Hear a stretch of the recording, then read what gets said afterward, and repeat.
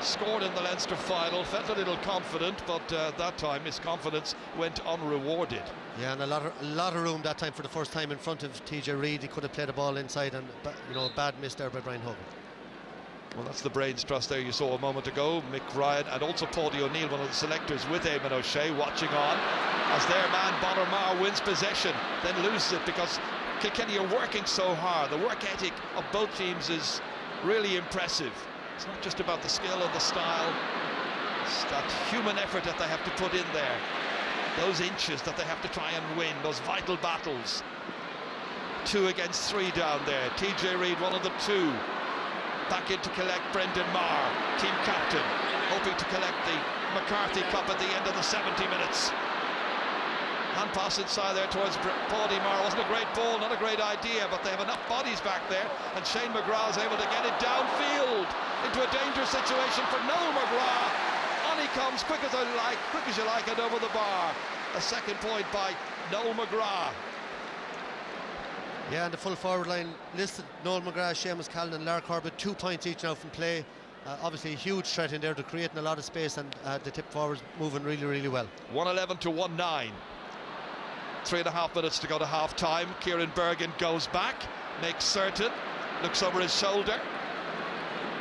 First time hurling down, tended there for Calden. Instead it's picked up by John O'Dwyer. Had a great start to the match, and he's finishing the half very strongly as well. His 3rd point. 2 points from play, 1 from a free, and 112 to 1-9. This was hard work. It was a lovely shot by John O'Dwyer, one of the stars of this year's championship. He's only 22 years of age.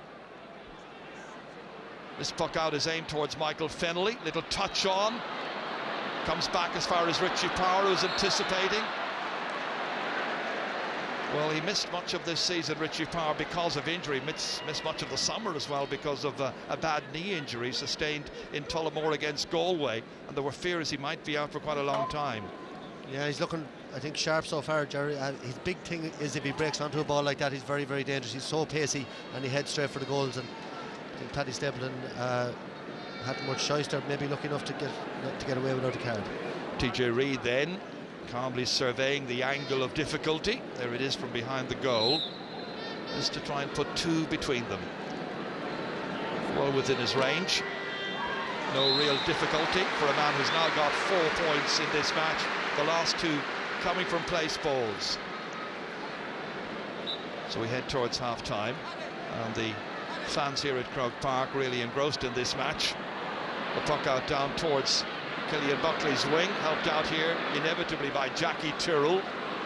Big one down towards TJ Reid, breaks it down but couldn't catch it. Coming in was Colin Fennelly, and anticipating, had a player to lay it off to, but he was fouled before he could do so, and that's why he's angry, and it's going to be a free in. So this should be another one for Kilkenny. There should be just 1 between them in a matter of moments. Yeah, and again, if he broke through, there was a half a goal chance on, and that's why the Kilkenny players frustrated. Paul Murphy's tackle down the other end for the penalty wasn't much more serious than that. It was just a pull down as well, and it shouldn't really matter where it happens on the field. It's the same foul. Well, TJ Reid's just a little bit outside, I suppose, rather than think about going for a goal at this stage.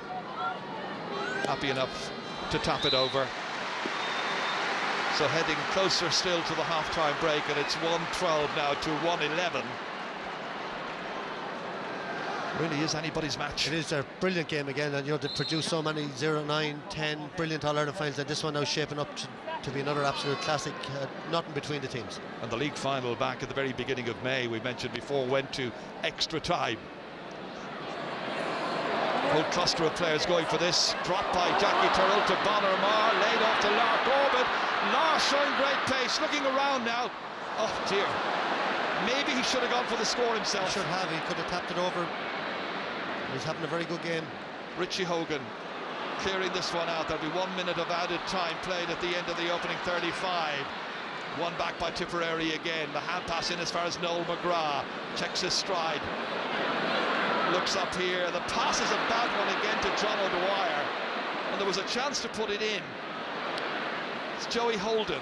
Not a great clearance. Dropped initially by Cathal Barrett. And coming to his rescue there was Pádraig Maher. Across towards Lark Corbett. Loads of movement from Lar Corbett in towards Callan. Wasn't looking at the ball when it was coming in. Maybe the sun was catching him. That's Killian Buckley. Lucky he wasn't caught as he was trying to clear that ball out. Back towards Lar again, reaching up for it. Stepping in there was Brian Hogan, but taking it up eventually Pádraig Marr. Now Garrod Ryan, the Temple Derry Kenyans player. Clever ball across towards Bonner Marr. He misses it. Should have held on to it. Conor Fogarty instead. Very busy player, and another mistake. A whole sequence of errors there in the last few moments, untypical of the first half so far, which has been really, really entertaining. 112 to 111. Probably running out of steam a bit, Gerard. I'd say coming up to half-time, it's been ferocious pace in the first half. And Conor Fogarty's been on the ball an awful lot actually for Kilkenny in the middle of the field. The yellow card, I didn't see what happened there. I think the linesman called the attention of the referee there to something, and the yellow card looked like to be given to Bonner Maher there. It's gone to John O'Dwyer, it seems. I think he flashed one to Bonner Maher as well just before that. Looked to be anyway. We'll have to try and question that at half-time. Bonner Maher, you think, also got one. All right. Didn't seem to see anything, but he referred to an earlier incident there with John O'Dwyer, which I didn't see. Here's O'Dwyer. That's swept back out again by JJ Delaney, falling down Noel McGrath, and the referee this time penalises Kilkenny, and it's going to be a free in, so there's an opportunity for Tipperary to have a 2 points advantage going in at the end of the opening half. We'll have to check those yellow cards because they could be costly later on. Two we're sure of, Paul Murphy and Conor Fogarty earlier on in the contest. Once again, it's Seamus Callan to take this. Score of 3 points so far. Scored 3-6 against Kilkenny last February in a real ding-dong league match. Teams shared 10 goals that day. He's got a fourth this afternoon when it really matters in the All-Ireland final, and the referee has blown for half-time, and it's been a very entertaining opening 35 minutes. 2 goals in that first half.